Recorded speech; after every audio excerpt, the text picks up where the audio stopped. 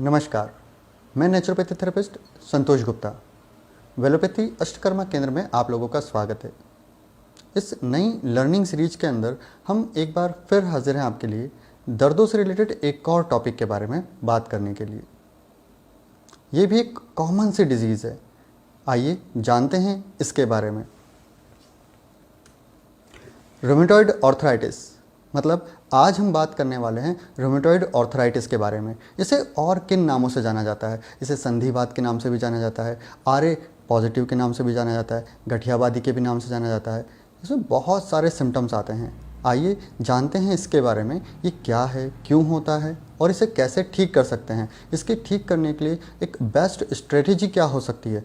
Tactics तो बहुत सारे पता हैं हमें, लेकिन स्ट्रेटेजी क्या होगी जिससे हम इसे ठीक कर सकें। तो आइए शुरुआत करते हैं। सबसे पहले हम ये देखते हैं कि रूमेटॉइड आर्थराइटिस को किस प्रकार की बीमारी में रखा गया है। ठीक है, सबसे पहले हम ये देखेंगे कि डिजीज़ के प्रकार कितने होते हैं। डिजीज़ दो प्रकार की होती है, कम्युनिकेबल डिजीज़ और non communicable disease. Communicable disease वो डिजीज़ होती हैं जो छूने से फैल सकती हैं, जिसमें मोस्टली इन्फेक्शन होता है। जैसे कोरोना के अंदर क्या था, लोग इन्फेक्टेड हो रहे थे और ये छूने से फैल रही थी। और एक और डिजीज़ होती है जिसे हम बोलते हैं नॉन कम्युनिकेबल डिजीज़, मतलब ये छूने से नहीं फैलती। अच्छा, जो कम्युनिकेबल डिजीज़ होती हैं ये बहुत तेज़ी से आती हैं और जो नॉन कम्युनिकेबल डिजीज़ होती हैं ये बहुत स्लो आती हैं। मतलब ये कि बहुत स्लोली आने के कारण हमें इसके बारे में पता नहीं चल पाता, और जो बहुत मात्रा में ये बढ़ चुकी होती है तब हमें इसके बारे में कुछ पता चल पाता है। तो ये आती है नॉन कम्युनिकेबल डिजीज़ के अंदर। अब नॉन कम्युनिकेबल डिजीज़ में क्या क्या होता है? नॉन कम्युनिकेबल डिजीज़ के अंदर लाइफस्टाइल होती है, मेनली लाइफस्टाइल होती है। ये लाइफस्टाइल रिलेटेड डिसऑर्डर कहलाता है। और लाइफस्टाइल बनती है तीन चीज़ों से, फूड, पोस्चर और माइंड। और क्या क्या होता है इसके अंदर? बहुत सारी डिजीज़ इसी के अंतर्गत आती हैं, जैसे autoimmune disease, cardiovascular disease CBD जिसके नाम से जाना जाता है ना, डायबिटीज़, स्ट्रोक, ब्लड प्रेशर, ये सब आपकी लाइफस्टाइल डिसऑर्डर के अंतर्गत आता है और इसे ही ऑटो इम्यून डिजीज़ कहा जाता है। रूमेटॉइड जो है ये ऑटो इम्यून डिसऑर्डर के अंतर्गत आता है। अब ये ऑटो इम्यून क्या होता है? ऑटो इम्यून डिजीज़ के अंदर आपका इम्यून सिस्टम जो आपको प्रोटेक्ट कर रहा था, जिसका काम आपको प्रोटेक्शन देना है, वो आपके खिलाफ हो जाता है। बाय डिफ़ॉल्ट वो आपकी ही चीज़ों को नष्ट करने लगता है, नुकसान पहुंचाने लगता है। रूमेटॉइड आर्थराइटिस के अंदर जो आपके जॉइंट के बीच में जो सिनाइवल फ्लूइड होता है, उस सिनाइवल फ्लूइड को ये नुकसान पहुंचाने लगता है, जिससे उस जॉइंट के अंदर स्वेलिंग हो जाती है। ठीक है, स्टिफनेस रहने लगती है, मूवेबल पेन होने लगता है। अब जानते हैं हम ये कितने प्रकार का आर्थराइटिस होता है। नॉर्मली 9 प्रकार का आर्थराइटिस अभी तक देखा गया है, जिसमें हम कॉमनली बात करेंगे एनक्लोजिंग स्पॉन्डिलाइटिस के बारे में और रूमेटॉइड आर्थराइटिस के बारे में। एनक्लोजिंग स्पॉन्डिलाइटिस जिसे हम बेम्बो स्पाइन के नाम से भी जानते हैं, इसके अंदर पूरी स्पाइन जो है वो जुड़ना स्टार्ट हो जाती हैं, वो पूरी हड्डियाँ आपस में चिपक जाती हैं। और एक और कॉमन टाइप है रूमेटॉइड आर्थराइटिस। रूमेटॉइड आर्थराइटिस के अंदर आपका इम्यून सिस्टम आपके जॉइंट के सिनाइवल फ्लूइड को नुकसान पहुंचा देता है, जिससे वहाँ पे काफ़ी ज़्यादा स्वेलिंग हो जाती है। मोस्टली ये देखा गया है कि ये महिलाओं को बहुत ज़्यादा होती है और पुरुषों को भी होती है। अगर 3 महिलाओं को है तो एक पुरुष को भी ये बीमारी हो सकती है। इसमें सुबह बहुत ज़्यादा दर्द होता है, उठने में बहुत दिक्कत होती है। जब तक थोड़ा सा टेम्परेचर नॉर्मल पे आता है 30 से 40 मिनट लगते हैं, 1 घंटा लगता है, तब जाके व्यक्ति थोड़ा सा नॉर्मल हो पाता है। और शाम के टाइम पर भी बहुत ज़्यादा दर्द होने लगता है। जैसे जैसे मौसम में परिवर्तन होता है, ये ठंडक बढ़ने लगती है तो भी इसमें दर्द होना चालू हो जाता है। जैसे कई बार बादल आते हैं तो घर के अंदर व्यक्ति बैठा बता देता है कि भैया बाहर बादल आ चुके हैं, उसे दर्द बढ़ चुका होता है। टेम्परेचर में थोड़ा बहुत भी बदलाव, मौसम में थोड़ा सा बदलाव, उसे तुरंत पता चल जाता है। आगे बढ़ते हैं अपन। संधिवात के लक्षण क्या क्या हैं? इसके बहुत नॉर्मल से और थोड़े से कॉमन लक्षण हैं, जिसके अंदर सबसे पहली चीज़ तो इस रोगों के अंदर गठाने सी बन जाती हैं और सुइयां चुभने जैसा दर्द होता है, इसलिए इसको गठियावादी कहते हैं। इसमें जॉइंट्स में स्वेलिंग रहने लग जाती है, जॉइंट्स में पेन रहने लगता है, स्टिफनेस होने लगती है, ठंडक से प्रॉब्लम बढ़ने लगती है, थोड़ा गर्माहट, गर्म पानी या सिकाई, इससे इसमें थोड़ा सा राहत मिलती है। और कोई मूवमेंट करते हैं तो भी इसके अंदर पेन बना रहता है। अब बात करते हैं इसके ट्रीटमेंट के बारे में। नॉर्मली हम जानते ही हैं हमारे कॉमन हेल्थ केयर सिस्टम के बारे में, क्योंकि एक ये ऑटो इम्यून डिसऑर्डर है, अभी तक इसका कोई परमानेंट इलाज किसी को कहीं मिला नहीं है। दवाइयों से इसे सिर्फ थोड़े समय के लिए कंट्रोल किया जा सकता है, लेकिन ख़त्म नहीं किया जा सकता, क्योंकि ये एक ऑटो इम्यून डिसऑर्डर है। मतलब आपका इम्यून सिस्टम ही आपके खिलाफ है। अगर वो सही नहीं होगा तो ये बीमारी आपके साथ जीवन भर चलती रहेगी। ऑटो इम्यून डिसऑर्डर के लिए कई बार फूड जिम्मेदार होता है। किसी कोई एलर्जिक फूड अगर आप खा रहे हैं तो भी ये प्रॉब्लम हो सकती है। आपका जेनेटिक भी हो सकता है। ऐसे कई रीज़न है, अभी तक पर्टिकुलर कोई रीज़न नहीं मिला है। तो हम कॉमन हेल्थ केयर के बारे में तो जानते ही हैं। एलोपैथी है, इसमें एलोपैथी की दवाइयाँ चलती हैं। होम्योपैथी में भी इसका ट्रीटमेंट हो सकता है। आयुर्वेद में भी इसका ट्रीटमेंट हो सकता है। और ट्रीटमेंट कहाँ होता है? नेचुरोपैथी के अंदर भी इसमें ट्रीटमेंट होता है। ठीक।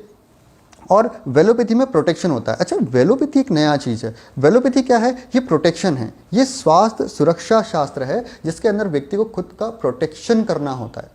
उसे सेल्फ मेडिकेशन नहीं करना है, उसे सेल्फ प्रोटेक्शन करना है। अगर वो प्रोटेक्ट करेगा अपने आप को तो बहुत जल्दी वो ठीक हो सकता है। तो हमें एक बेस्ट स्ट्रेटेजी चाहिए ठीक होने के लिए। आप लोगों ने एलोपैथी में भी ट्रीटमेंट करवा लिया होगा, होम्योपैथी में भी ट्रीटमेंट कराया होगा, यहाँ तक कि आयुर्वेद में भी ट्रीटमेंट करा लिया होगा, लेकिन मुझे लगता है आपकी बीमारी अभी भी वहीं के वहीं है।